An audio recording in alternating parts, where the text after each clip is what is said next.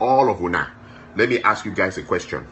If Meghan Markle, who married Prince William yesterday, was like you people, you think that she would have gotten that marriage?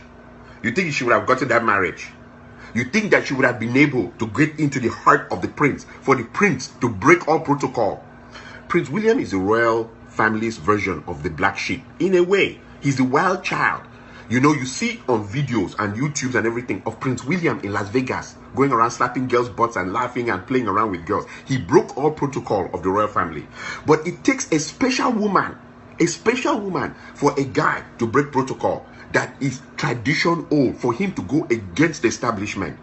Look at Meghan Markle. Meghan Markle is divorced, a divorcee. She's older than the guy. And worst of all, she's black.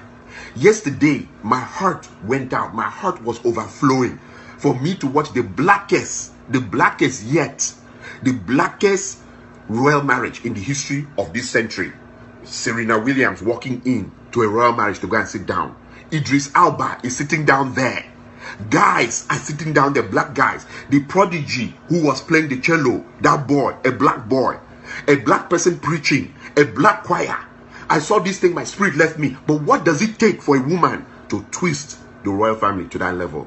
You think that if it was like these Nigerian girls and all of you who are sitting over there asking for cell phone, you think she would have got to that prince? Let us say she met the prince and the first thing she encountered was the cell phone, and come and build a house for my father and mother in the village. And after you build a house for my father and mother in the village, come and pay my rent. You think that she would have had someone like the prince? Look, trash in, trash out. You think she would have had someone like the prince? Sometimes this is one thing women don't get. The ability to chill and get a bigger thing.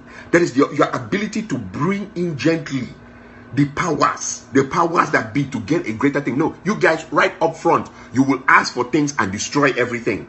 You guys, it's not about poverty, because as I'm sitting here, you think I don't have money. I have money to buy cell phone. Oh. I have money to do whatever I want to do. But it's about the attitude. You think that, let us say that when she met that prince, the first thing she told the prince was like some African girls are saying nowadays all over the place. She met the prince and she told the prince, listen, respect is earned. It's not just given. And that men are useless and they're lazy. Or you use that kind of language in front of that kind of guy, you think you'll marry that kind of a person. You go and tell him that men are lazy, men are this, or you start trying to show him that when it's time for him to marry you, he must come and kneel down and you take control. You think you'll marry that kind of a person. I started seeing a lot of comments on Facebook, the divorcees coming and saying, oh, there's hope for us. There's no hope for you if you still behave as you were behaving in the first marriage. And a lot of women, this is the newest thing I'm hearing now from African women, men don't want to take responsibility. Whether you make the pilot to take responsibility for the plane that crashed, people died in the end of the story. A lot of people died from that plane crash. You have children who've been destroyed because at your 40s you thought you had to take control of the plane as the co-pilot. You have children who are destroyed. You have confused in-laws who don't know what to say anymore. They're all wringing their hands like, okay, how do we relate with this anymore? In-laws have to stop talking to in-laws because of your stupidity. Because of your stupidity that you want to take control. You have broken down in-laws. You have broken down systems throughout.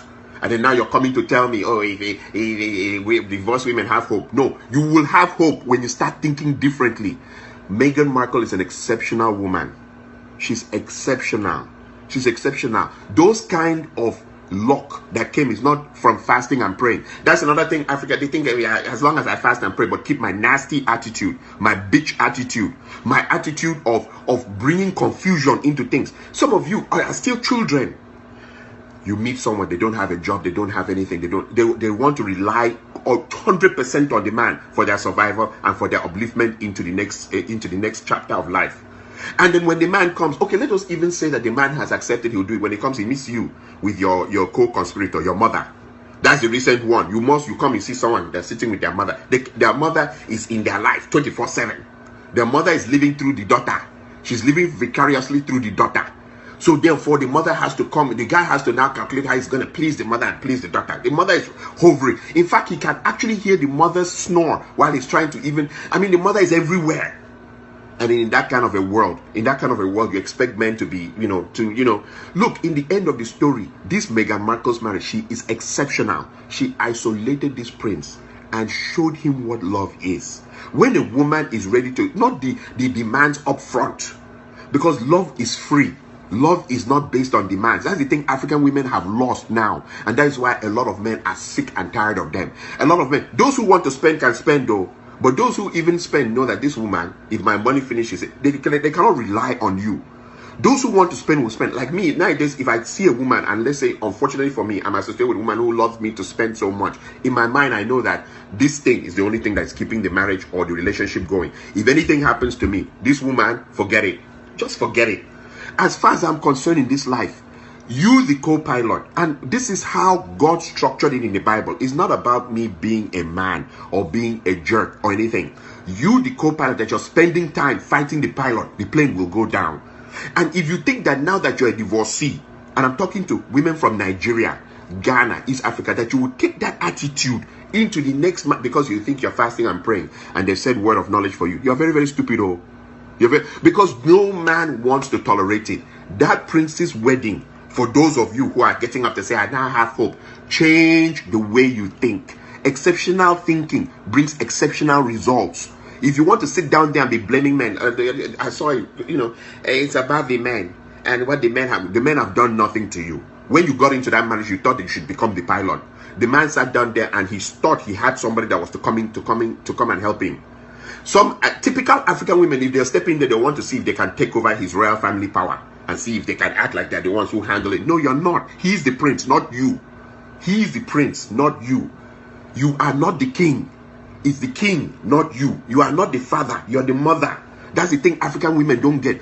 And this damage, and like I say, I always say to African women have never read a single book on feminism. They don't read any book on women's rights. They've not had any. That's the problem of Africa. You see politicians who haven't read a book on politics since they were born, or the ideology of politics, or how politics work.